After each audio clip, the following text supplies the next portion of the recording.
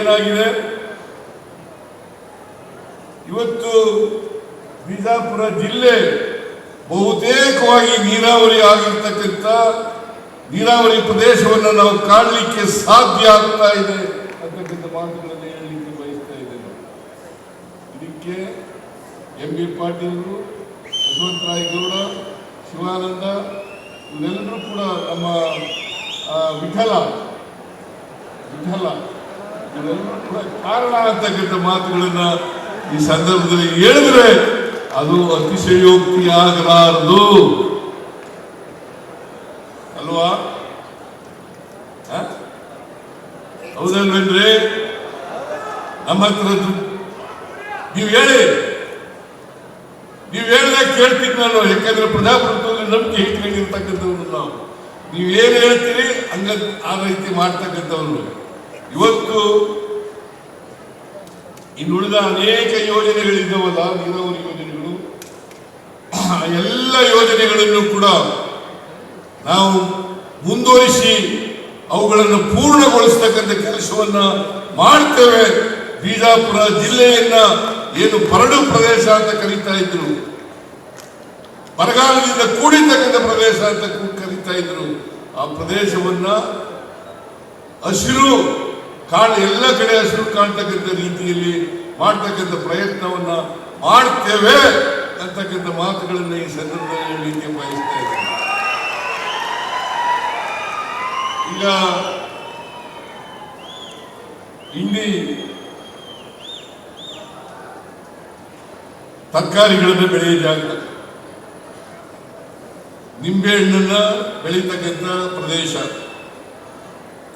ನಾವೊಂದ್ಸಾರಿ ಬರಗಾಲ ಬಂದಿತ್ತು, ಆಗ ಬಂದಿದ್ದೆ ನಾನು ಹಿಂದಿ ತಾಲೂಕಿನಲ್ಲಿ. ನಿಂಬೆ ಗಿಡಗಳನ್ನೆಲ್ಲ ಕಿತ್ತಾಕ್ತಾ ಇದ್ರು.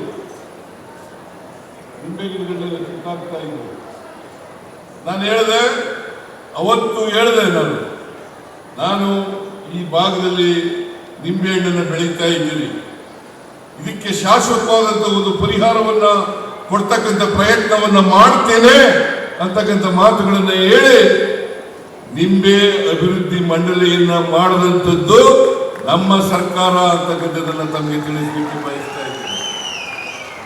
ಬಹುಶಃ ಯಶವಂತರಾಯಗೌಡ ಜ್ಞಾಪಕ ಇರಬೇಕು ಅಂತ ಅನಿಸುತ್ತೆ. ನಾನು ಜೊತೆ ಬಂದಿದ್ದು, ನಾವೆಲ್ಲ ನೋಡ್ಕೊಂಡು ಬಂದಿದ್ದು, ಗಿಡಗಳೆಲ್ಲ ಕಿತ್ತಾಗ್ತಾ ಇದ್ವಿ. ಈ ಭಾಗದ ರೈತರು ನಿಂಬೆ ಗಿಡಗಳೆಲ್ಲ ಕಿತ್ತಾಗ್ತಾ ಇದ್ರು.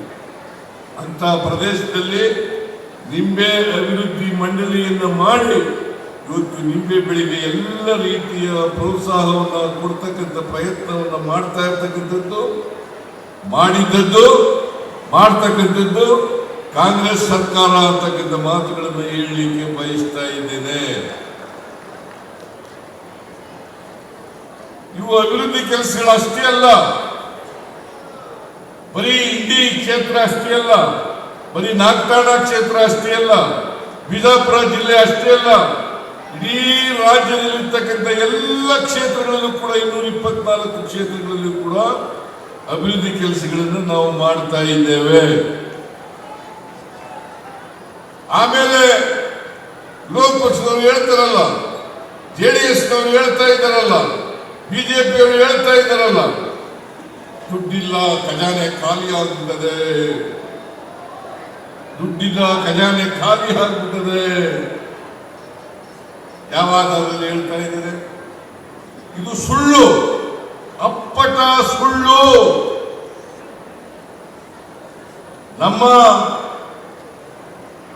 ರಾಜ್ಯದಲ್ಲಿ ಯಾವತ್ತೂ ಕೂಡ ಅಭಿವೃದ್ಧಿ ಕೆಲಸಗಳಿಗೆ ನಮ್ಮ ಸರ್ಕಾರ ಬಂದಾಗ ಯಾವತ್ತೂ ಕೂಡ ಅಭಿವೃದ್ಧಿ ಕೆಲಸಗಳಿಗೆ ದುಡ್ಡಿಲ್ಲ ಅಂತಕ್ಕಂಥ ಪರಿಸ್ಥಿತಿ ಉದ್ಭವ ಆಗಿಲ್ಲ. ನಾನು ಹಿಂದೆ ಮುಖ್ಯಮಂತ್ರಿ ಆಗಿರುವಾಗ 2003ರಿಂದ 2018ರವರೆಗೆ ಮುಖ್ಯಮಂತ್ರಿ ಆಗಿದ್ದೆ. ಆ ಮುಖ್ಯಮಂತ್ರಿ ಆಗಿದ್ದಾಗ 165 ಭರವಸೆಗಳನ್ನು ಕೊಟ್ಟಿದ್ದು. ಅದರಲ್ಲಿ 158 ಭರವಸೆಗಳನ್ನು ಈಡೇರಿಸಿ ಅದ್ರ ಜೊತೆಗೆ ಇನ್ನೂ 30 ಹೊಸ ಕಾರ್ಯಕ್ರಮಗಳನ್ನು ಜಾರಿ ಕೊಟ್ಟಂತ ಕೀರ್ತಿ ಯಾವುದಾದ್ರೂ ಸರ್ಕಾರಕ್ಕೆ ಇದ್ರೆ ಅದು ಸಿದ್ದರಾಮಯ್ಯನ ಸರ್ಕಾರ, ಕಾಂಗ್ರೆಸ್ ಸರ್ಕಾರ ಅಂತಕ್ಕಂಥ ಮಾತುಗಳನ್ನು ಹೇಳಲಿಕ್ಕೆ ಬಯಸ್ತಾ ಇದ್ದೇನೆ. ಯಾವುದಾದ್ರೂ ಸರ್ಕಾರ ಇದ್ರೆ, ನುಡಿದಂತೆ ನಡೆದಂತ ಸರ್ಕಾರ ಯಾರು ಇದ್ರೆ, ಕೊಟ್ಟ ಮಾತನ್ನು ಉಳಿಸಿಕೊಳ್ತಕ್ಕಂಥ ಪ್ರಯತ್ನವನ್ನ ಮಾಡಿದ್ರೆ ಅದು ಕಾಂಗ್ರೆಸ್ ಸರ್ಕಾರ, ಅದು ನಮ್ಮ ಸರ್ಕಾರ ಅಂತಕ್ಕಂಥ ಮಾತುಗಳನ್ನು ಹೇಳಲಿಕ್ಕೆ ಬಯಸ್ತಾ ಇದ್ದೇನೆ. ಈ ಸಾರಿ 593 ಭರವಸೆಗಳನ್ನು ಕೊಟ್ಟಿದ್ದವು. 593 ಭರವಸೆಗಳನ್ನು ಕೊಟ್ಟಿದ್ದವು. ಈಗಾಗಲೇ ನಾವು 2 ವರ್ಷದಲ್ಲಿ 242 ಭರವಸೆಗಳನ್ನು ಈಡೇರಿಸಿದ್ದೇವೆ. 242 ಭರವಸೆಗಳನ್ನು ಈಡೇರಿಸಿದ್ದೇವೆ. ಅದೇ ಭಾರತೀಯ ಜನತಾ ಪಕ್ಷದವರು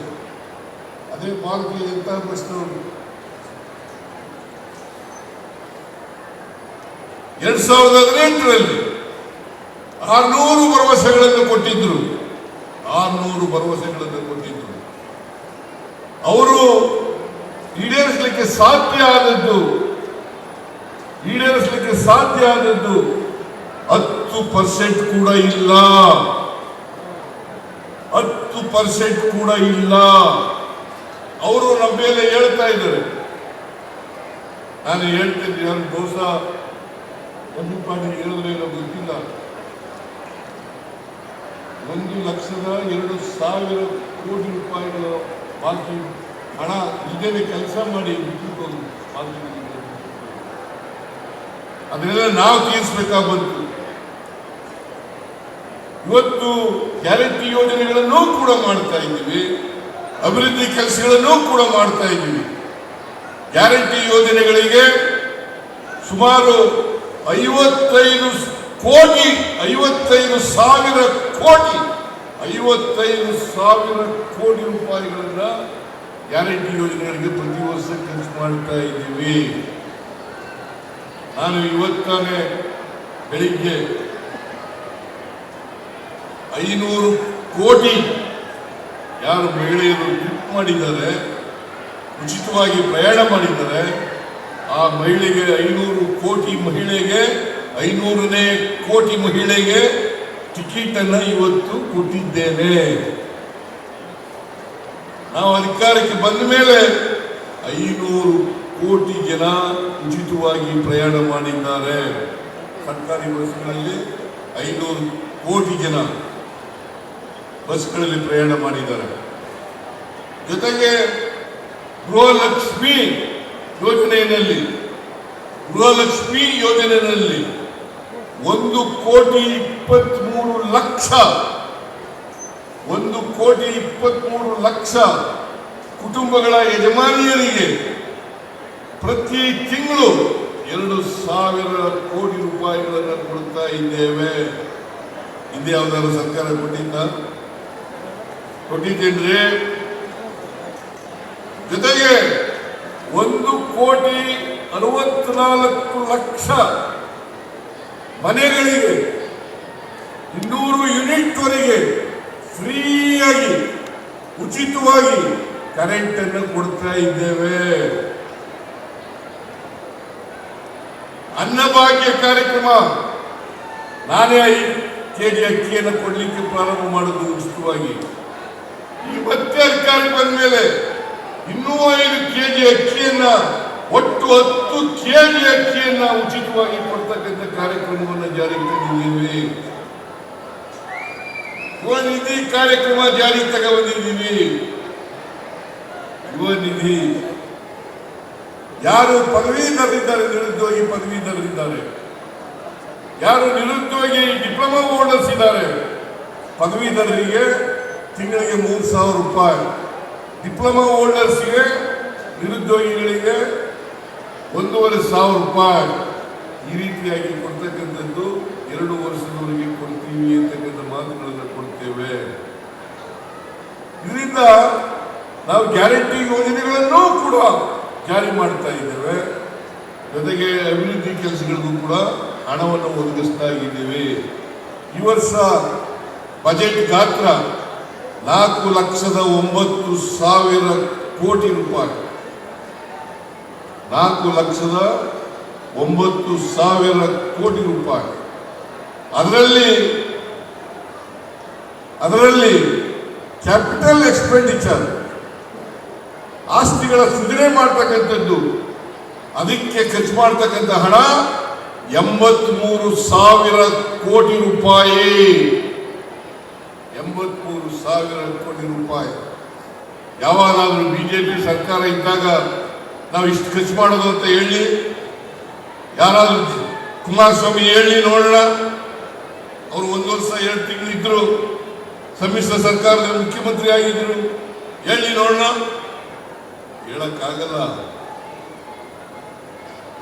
ಅದು ಸುಳ್ಳು ಹೇಳಿದ್ರೆ ಲೆಕ್ಕ ಕೊಡಬೇಕು. ನಾನು ಹೇಳೋದ್ರಲ್ಲಿ ಸುಳ್ಳಿದ್ರೆ ನೀವೇ ಅದನ್ನು ಪರಿಶೀಲನೆ ಮಾಡಿ. ನಾನು ಯಾವತ್ತೂ ಕೂಡ ಬಜೆಟ್ ಅಂಕಿಅಂಶಗಳನ್ನು ಕೊಡುವಾಗ ಸುಳ್ಳು ಹೇಳ್ತಕ್ಕಂಥ ಕೆಲಸವನ್ನ ಮಾಡಲ್ಲ. ಯಾರು ಬೇಕಾದರೂ ಕೂಡ ನಮ್ಮ ಬಜೆಟ್ ನಿಮ್ಗೆ ಪುಸ್ತಕ ಕೊಡ್ತೀನಿ, ನಿಮ್ಮ ಪುಸ್ತಕ ನಿಮ್ಗೆಲ್ಲ ಸಿಕ್ಕಿದೆ, ನೋಡ್ಬೋದು. ಅದರಿಂದ ಇವತ್ತು ಬಿಜೆಪಿಯವರು ಮಾಡ್ತಕ್ಕಂಥ ಆರೋಪಗಳಿರ್ಬೋದು, JDSನವರು ಮಾಡ್ತಕ್ಕಂಥ ಆರೋಪಗಳಿರ್ಬೋದು, ಅವು ಕೇವಲ ರಾಜಕೀಯಕ್ಕೋಸ್ಕರ ಸುಳ್ಳು ಆರೋಪಗಳು ಅಂತಕ್ಕಂಥ ಮಾತುಗಳನ್ನು ಹೇಳಲಿಕ್ಕೆ ಬಯಸ್ತಾ ಇದ್ದೇನೆ. ಇನ್ನು ನಾವು ಇವತ್ತು ಇಂಡಿ ಮತಕ್ಷೇತ್ರದಲ್ಲಿ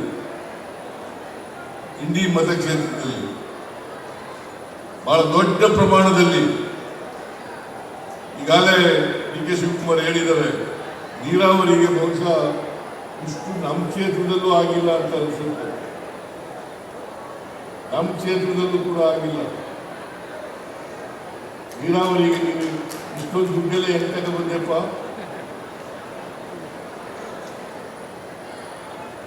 ನೋಡಿ, ಒಂದು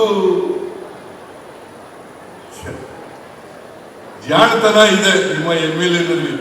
ಏನಪ್ಪಾ ಅಂತಂದ್ರೆ ಕೆಲಸ ಮಾಡಿಸ್ಕೊಳ್ಳೋದು ಹೇಗೆ ಅನ್ನೋದು ಗೊತ್ತಿದೆ ಅವರಿಗೆ. ದುಡ್ಡು ಎಲ್ಲಿ ಸಿಗುತ್ತೆ ಅಂತ ಗೊತ್ತಿದೆ. ಹೇಗೆ ಪ್ರಾಜೆಕ್ಟ್ಗಳನ್ನು ಅಪ್ರೂವ್ ಮಾಡಿಸ್ಕೋಬೇಕು ಅನ್ನೋದು ಗೊತ್ತಿದೆ. ಆದ್ರಿಂದ ಯಶವಂತರಾಯ ಗೌಡರು ಕಂಡ್ರೆ ಎಲ್ರಿಗೂ ಪ್ರೀತಿ, ನನಗೂ ಪ್ರೀತಿನೇ. ಅವ್ರು ಏನ್ ಹೇಳಿದ್ರು ಕೂಡ ಕೆಲಸ ಮಾಡ್ಕೊಳ್ತೀವಿ. ಅಲ್ಲೇನಪ್ಪ, ಏನ್ ಹೇಳಿದ್ರು ಕೆಲಸ ಮಾಡ್ಕೊಳ್ತೀವಿ. ಅವ್ರ ಒಬ್ಬರೇ ಅಲ್ಲ, ಅವ್ರ ಎದುರುಗಡೆ ಹೇಳ್ತಾ ಇದ್ದೀನಿ, ಇವ್ರಿಗಿಂತ ಸ್ವಲ್ಪ ಹೆಚ್ಚು ಕಡಿಮೆ ಬೇರೆಯವ್ರಿಗೂ ಕೂಡ ಮಾಡ್ಕೊಂಡಿದ್ದೀನಿ.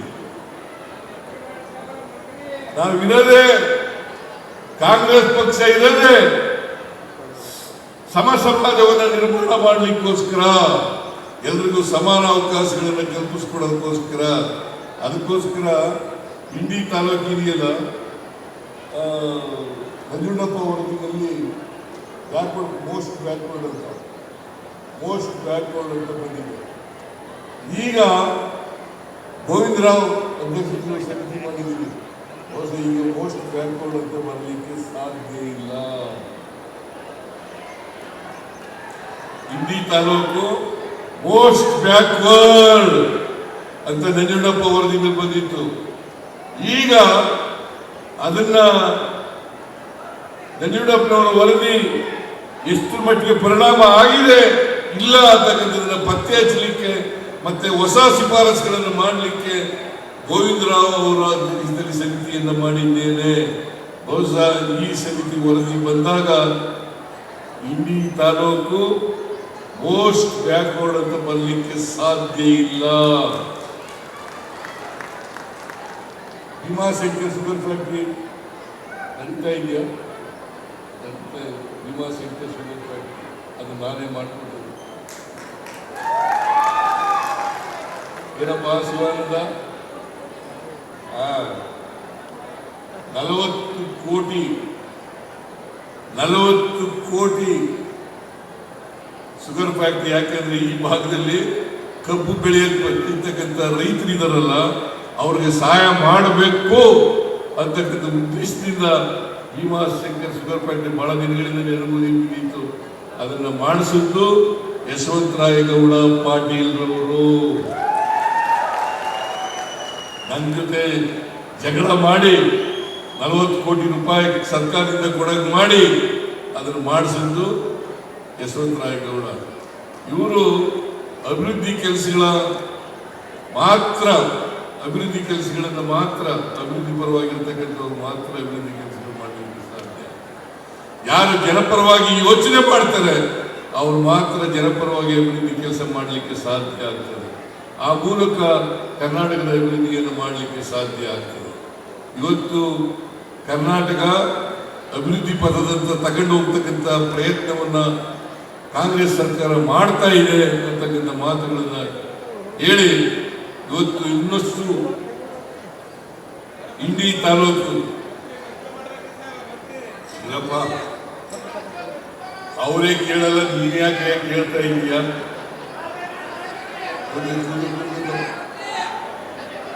ಆದ್ರಿಂದ ನಾನು ಹೆಚ್ಚು ಮಾತಾಡಕ್ ಹೋಗಲ್ಲ. ಸೊಲ್ಲಾಪುರಕ್ಕೆ ಹೋಗ್ಬೇಕು, ಸೊಲ್ಲಾಪುರದಿಂದ ಹೋಗ್ಬೇಕಾಗ್ತದೆ. ದಯಮಾಡಿ ನೀವೆಲ್ಲ ಇನ್ನೊಂದು ಸಾರಿ ಕಾಂಗ್ರೆಸ್ ಪಕ್ಷಕ್ಕೆ ಆಶೀರ್ವಾದ ಮಾಡಬೇಕು. ಯಶವಂತರಾಯಗೌಡರಿಗೆ ಆಶೀರ್ವಾದ ಇನ್ನಲ್ಲಿಗೆ ಆಶೀರ್ವಾದ ಅಂತ ಕೇಳ್ಕೊಂಡು ನಿಮ್ಮ ಆಶೀರ್ವಾದ ಯಾವಾಗಲೂ ಕೂಡ ನಮ್ಮ ಮೇಲೆ ಇರಲಿ ಅಂತಕ್ಕಂಥ ಮಾತುಗಳನ್ನ ಹೇಳಿ ನನ್ನ ಮಾತುಗಳನ್ನು ಮುಗಿಸ್ತೇನೆ. ಮತ್ತೊಮ್ಮೆ ಎಲ್ಲ ಕಾರ್ಯಕ್ರಮಗಳಿಗೂ ಕೂಡ ನಾನು ಚಾಲನೆಯನ್ನು ಕೊಟ್ಟಿದ್ದೇನೆ ಅಂತಕ್ಕಂಥ ಘೋಷಣೆಯನ್ನು ಮಾಡಿ ನಿಮಗೆಲ್ಲ ನಮಸ್ಕಾರ ಮಾಡಿ ನಾನು ಮಾತು ಮುಗಿಸ್ತೇನೆ. ಜೈ ಹಿಂದ್, ಜೈ ಕರ್ನಾಟಕ. ಕಾರಣದಷ್ಟು ಅನುದಾನವನ್ನ ಇಂಡಿ ವಿಧಾನಸಭಾ ಹೆಚ್ಚಿನ ವಿಡಿಯೋಗಳಿಗೆ ಪ್ರತಿಧ್ವನಿ ಯೂಟ್ಯೂಬ್ ಚಾನೆಲ್ ಸಬ್ಸ್ಕ್ರೈಬ್ ಮಾಡಿ, ಬೆಲ್ ಐಕಾನ್ ಕ್ಲಿಕ್ ಮಾಡಿ.